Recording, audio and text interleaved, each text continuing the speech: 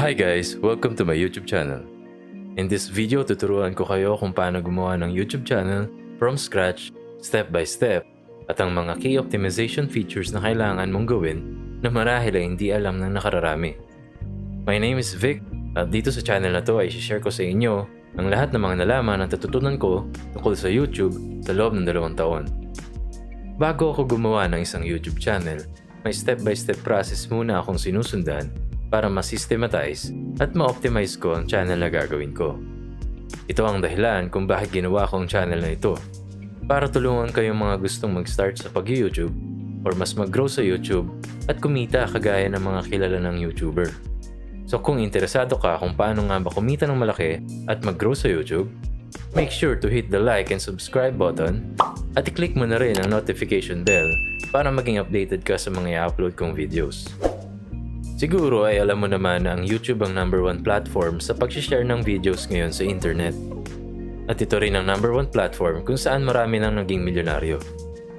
Kaya tinuturing ko itong online business kahit na ang nakasanayan ng lahat ay ang pagbablog para kumita sa YouTube. So kung hindi ka pa nag-YouTube or gusto mo rin mag-YouTube pero hindi mo alam ang mga dapat mong gawin, panoorin mo lang ito hanggang dulo at masasabi mong ready ka na mag-YouTube ngayong taon. So, ang first step ay search mo lang ang YouTube sa internet. Then, i-click mo ang sign in. Then, mapupunta ka sa page na to. Kung meron ka ng Gmail account na nakalink sa YouTube mo, pwede mong gamitin yon. Pero kung wala pa, mag-create ka lang dito. May 2 options ka dito na for myself or to manage my business. I recommend na lagi nyong pipiliin dito ay to manage my business. Kahit na personal channel nyo pa ang gagawin nyo. Dito ay pwede mong i-outsource ang paggawa ng mga videos mo sa YouTube channel mo at mabibigyan mo ng access yung content creator na gagawa ng mga videos mo. So, click mo lang. So, next ay fill upan mo lang yung details na kailangan ni Google. First name mo, last name, then mag-create ka ng new Gmail address. So, yun, pwede yung gamitin. Then, iset mo lang yung password mo. Then click next. After that, makikita mo tong page na to. Ilagay mo lang yung phone number mo. Then recovery email address kung gusto mo. Then yung birthday mo. Then pick mo lang yung gender. Then click next. Kailangan mo lang i-verify yung number mo. Click send. Then magbibigay si Google ng 6-digit verification code. Then click mo lang yes, I'm in. Then dito makikita mo yung privacy and terms ni Google. Click mo lang yung I agree. Then yun, meron ka ng Google account. So click mo lang continue. Pwede mo i-skip to, then pumunta ka na sa YouTube. So may nagawa na tayong Gmail account para sa YouTube natin. Ngayon naman, gagawin na natin yung channel natin. Makikita mo tong pop-up na to, then click mo lang yung get started. Dito, meron kang choice kung gusto mong gamitin yung totoo mong pangalan or gusto mong mag-custom name. Ako, lagi kong pinipili mag-custom name. Isang advantage ng paggamit ng custom name ay pwede kang mag-hire ng moderator ng YouTube channel mo. At gamit ang Google account nila, ay pwede mo silang bigyan ng access sa YouTube mo. Dito, pwede silang mag-upload ng videos mo, mag-reply sa comments, at mag-manage ang YouTube channel mo. Marami nang gumagawa nito at ngayon ay alam mo na. So, click mo lang, use a custom name. Then, mag-set ka ng channel name na gusto mo. So, kunwari, Make Money Vic. Then, click mo lang yung I understand that I am creating a new Google account. Then, click create.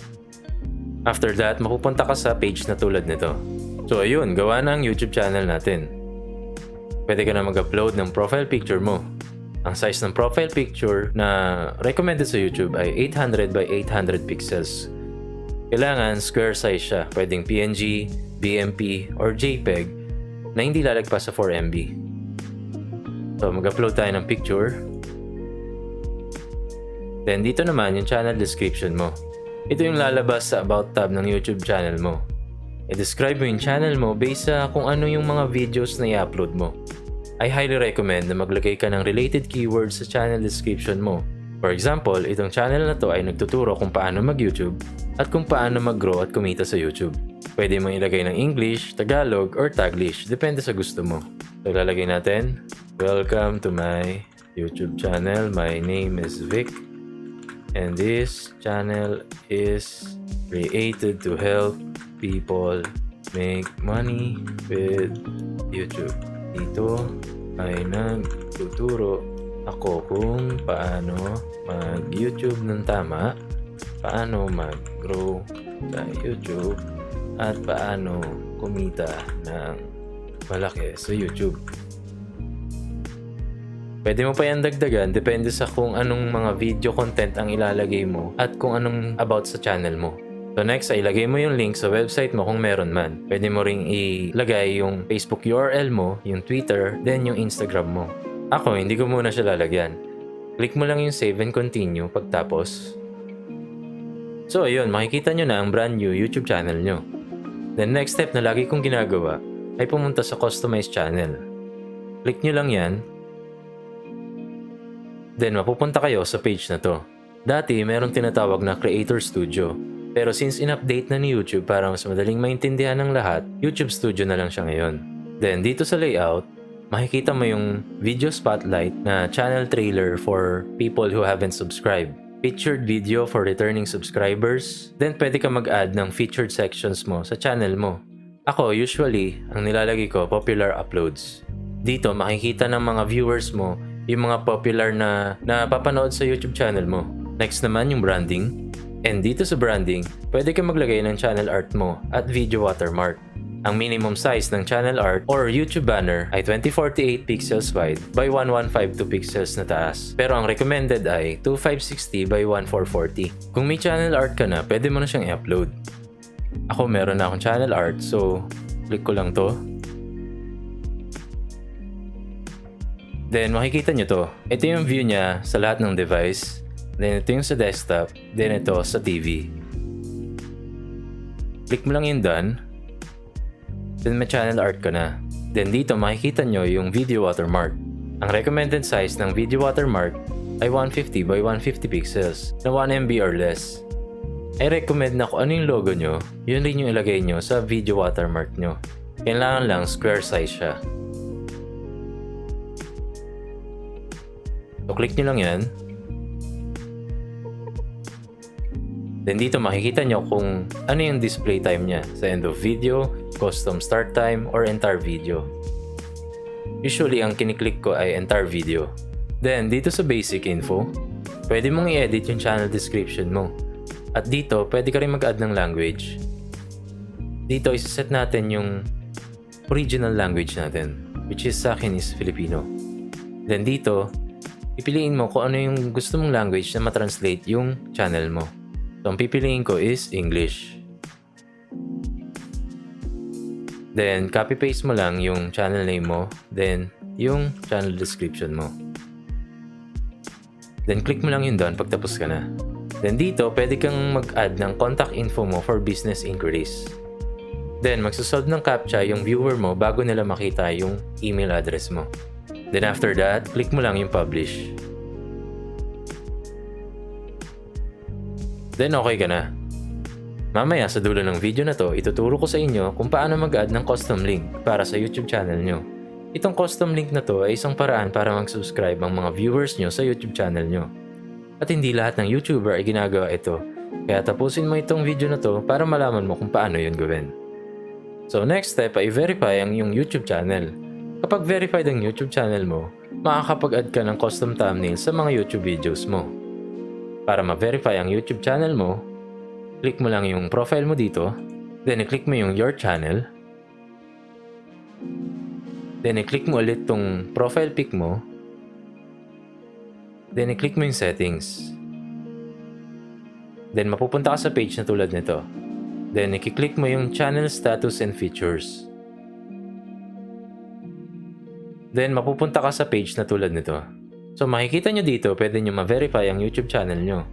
Once ma-verify nyo ang YouTube channel nyo, pwede na kayo mag-upload ng mga videos. Pwede na rin kayo mag-livestream. Pwede na rin kayo mag-upload ng videos na longer than 15 minutes. Pwede na rin kayo maggawa ng unlisted and private videos. Then, pwede na kayo maglagay ng custom URL kapag eligible na kayo sa requirements ni YouTube.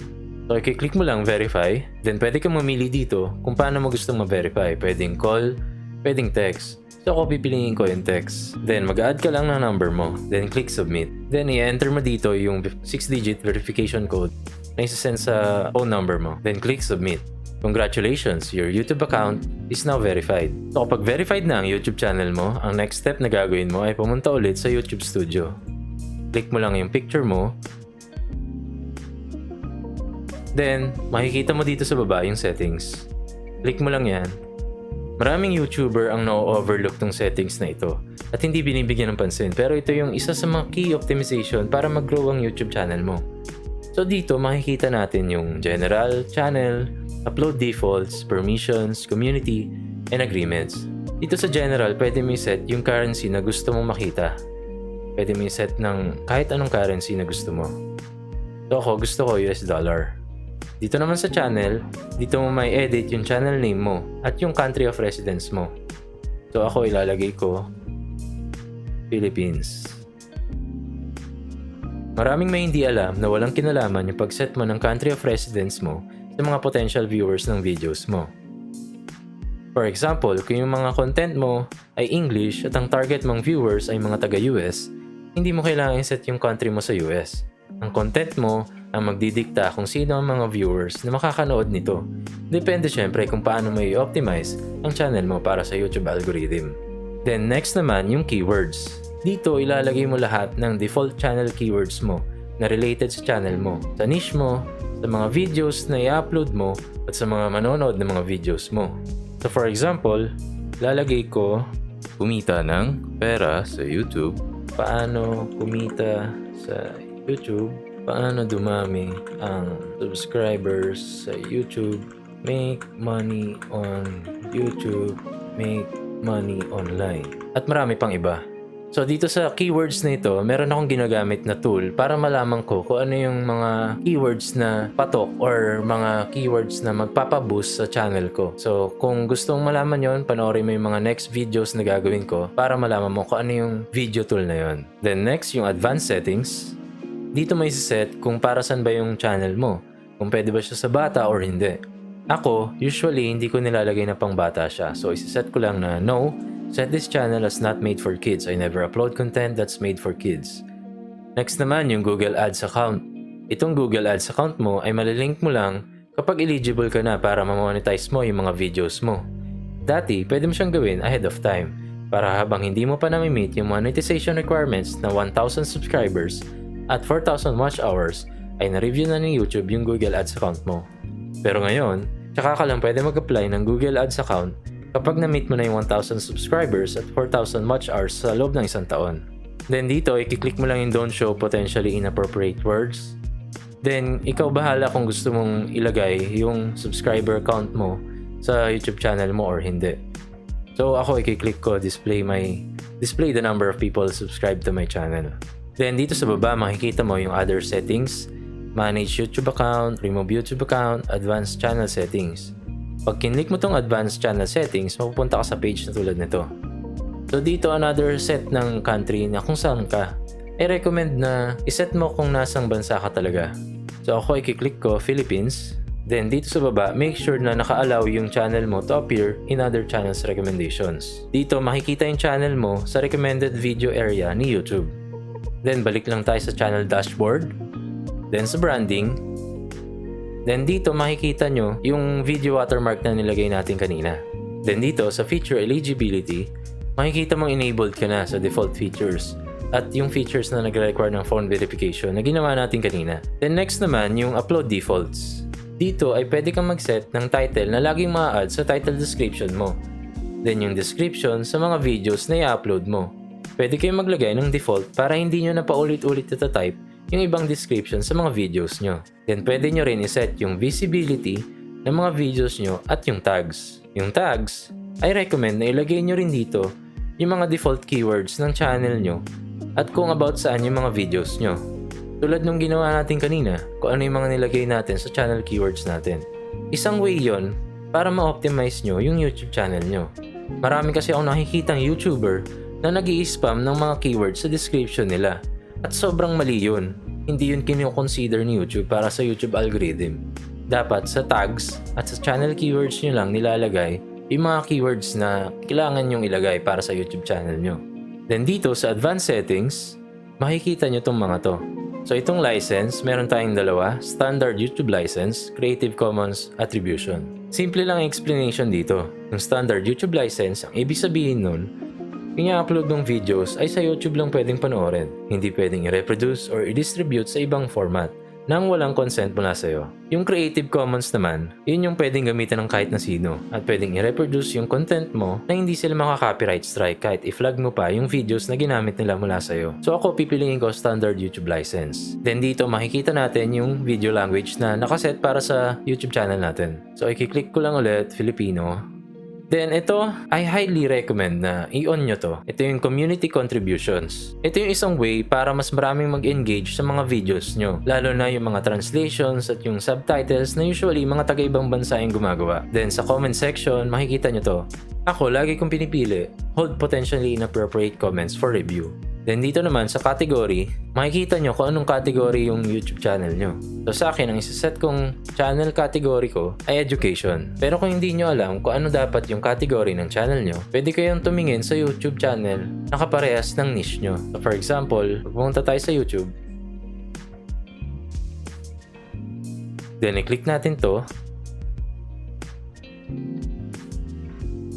Usually, dito nakalagay yon kung anong category ng YouTube channel. Pero ituturo ko sa inyo kung paano pa makita yon. Type nyo lang yung Control U. Then mapupunta kayo sa page source na to. Then type nyo lang yung Control F. Then type nyo lang yung category. Then yon, makikita nyo na kung anong category yung video na tinignan nyo. So yan, music siya. So yung sa akin, education yung isaset ko. Then dito sa caption certification, ito yung regulation ng FCC or Federal Communications Commission about sa caption laws na kung yung mga videos na i-upload mo ay nag-air ba sa television or hindi. Usually, sineset lang to na this content has never aired on television in the US. Then next naman, yung permissions. Ito yung sinasabi ko na kung gusto mong mag-hire ng moderator ng YouTube channel mo, pwede mong i-manage yung permission para magkaroon sila ng access sa YouTube account mo. Then next, yung community. Dito may ilalagay yung mga names ng channel URL ng mga magiging moderator ng YouTube channel mo. So sa defaults, lagay mo lang hold potentially inappropriate comments for review. Then dito, pwede kang mamili kung anong gusto mo. Ako, I allow all comments. Then dito, chinecheck ko rin to. Then last, yung agreements. Pwede mong basahin to kung gusto mong malaman yung mga terms and conditions ni YouTube sa paggawa ng mga videos. Then kung tapos ka na, click mo na yung save. Then next step, pumunta ka lang ulit sa profile pic mo. Then i-click mo lang yung your channel. Then dito sa left side, makikita mo yung settings. Click mo lang yon. Then makikita mo yung advanced settings. Click mo lang yung advanced settings. Then dito makikita mo yung user ID mo, channel ID. Then ito yung about sa custom URL. Magkaiba ang custom URL sa custom link na sinabi ko kanina. Para maging eligible ka sa paggawa ng custom URL, kailangan mo ng 100 or more subscribers, be at least 30 days old, have an uploaded photo as a channel icon, at magkaroon ng channel art. So hindi naman ganun kahirap yon, di ba?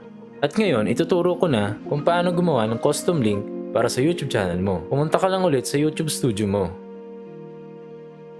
Then pag nandito ka na, click mo lang ulit Customization, then Basic Info. Dito mo makikita yung links na pwede ka mag-add ng custom link mo para magkaroon ka ng subscribe button sa channel banner mo. Pero bago yan, kailangan mo muna ng auto-subscribe extension sa YouTube URL mo para pag kinlik ng viewer mo yung link na yon, automatic mapupunta sila sa page mo na mag-a-ask para mag-subscribe sila sa channel mo. So para gawin yon, search lang natin sa Google, YouTube subscribe link. Then makikita nyo tong medium.com, click nyo lang. Then dito sa baba, makikita nyo to. Take your URL and add !sub_confirmation equals 1. I-add nyo lang to sa YouTube URL nyo. So kapag view natin yung YouTube channel natin, ilalagay lang natin yung extension dito. Then ikakopy nyo lang yan. Then pupunta tayo dito sa customization. Then add link, lagay nyo lang dito, subscribe, then yung URL. Then, after that, click nyo lang yung publish. So, kapag ni-refresh natin yung channel natin, makikita nyo tong auto-subscribe. So, ayun guys, tapos na kayo sa pag-setup ng YouTube channel nyo. Sobrang dami nyo nang nalaman na hindi lahat ng YouTuber ay ginagawa. Pwede na kayo mag-add ng videos para makapag-start na rin kayo sa pag-YouTube. Sa mga next videos ko ay tuturo ko naman ang iba't ibang tips and tricks kung paano makapag-monetize sa YouTube at ang mga tamang approach sa pag-YouTube. So sana nakipagbigay ako ng value sa inyo. Again, ako si Vic at salamat sa panonood.